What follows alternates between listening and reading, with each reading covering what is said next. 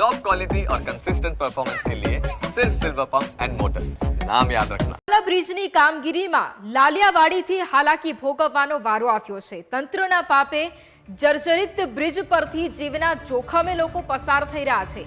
6 મહિનામાં પૂર્ણ થવાનું કામ 8 મહિના થવા છતાંય હજુ પણ ચાલી રહ્યું છે। ડિસેમ્બર 2023માં વિશાલા બ્રિજનું ટેન્ડર પાસ થયું હતું। કામગીરી શરૂ થયા બાદ ઠપ થતા લોકોને હાલાકી ભોગવવાનો વારો આવ્યો છે।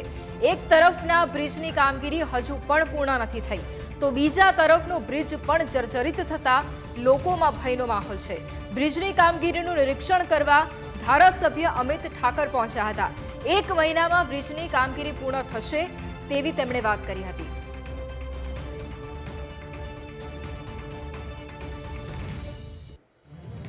વિશાલા બ્રિજમાં ડિસેમ્બર 2023 ખાતે મુદ્દો મૂકવામાં આવ્યો હતો કે બ્રિજ છે જે જર્જરિત થયો હતો ત્યારે તેને ફરીથી તેનું જે સમારકામ છે તે કરવાની જરૂર છે અને 6 મહિનામાં આ સમારકામ પૂરું થવાનું હતું, પરંતુ અત્યારે હાલમાં 8 થી 9 મહિના થઈ ગયા છે, પરંતુ તો પણ હજી બ્રિજનું કામ છે તે પૂરું નથી થયું। ત્યારે હાલમાં વેજલપુરના જે ધારાસભ્ય છે તે આપણી સાથે અત્યારે છે। અમિતભાઈ, વાત કરીએ તો અત્યારે તમે અહીંયા મુલાકાતે આવ્યા છો, અત્યારે જે વાત થઈ હતી કે 6 મહિનામાં કામ પૂરું થવાનું છે, પરંતુ તો પણ હજી સુધી નથી થયું, કામ હજી પણ શરૂ દેખાય છે, શું કહેશો? બેઝિકલી શું હોય છે કે સિવિલ એન્જિનિયરિંગનું કામ જ્યારે નીકળે ત્યારે એમાંથી શું કોઈ વધારાનું કામ નીકળ્યું, એ વધારાના કામના કારણે ડિલે થયું। કલેક્ટરની ઉપસ્થિતિમાં જો જનતાનો કોઈ બી વ્યક્તિ જે ટ્રાફિકમાં ફસાયો હોય અને જે ભાષામાં વાત કરે ને એ જ ભાષામાં જનતાના પ્રતિનિધિ તરીકે કાલે મેં કલેક્ટરની ઉપસ્થિતિમાં NHના અધિકારીઓને પ્રશ્ન કર્યા છે। ફેબ્રુઆરી સુધીનો સમય ડિસેમ્બર સુધી વધાર્યો તો શું કામ વધાર્યો? તો બ્રિજ ખોલ્યા પછી એમાં વધારે કામ દેખાયું એવો એમનો જવાબ હતો। મેં કીધું કે એ જે તમારો રિપોર્ટ છે એ કલેક્ટર સામે મૂકો, આ રિપોર્ટ મને એઝ અ MLA તમે આપો, તમે કયા કારણસર સંતુષ્ટ થયા મારે જાણવું છે કે સમય વધાર્યો, બરાબર?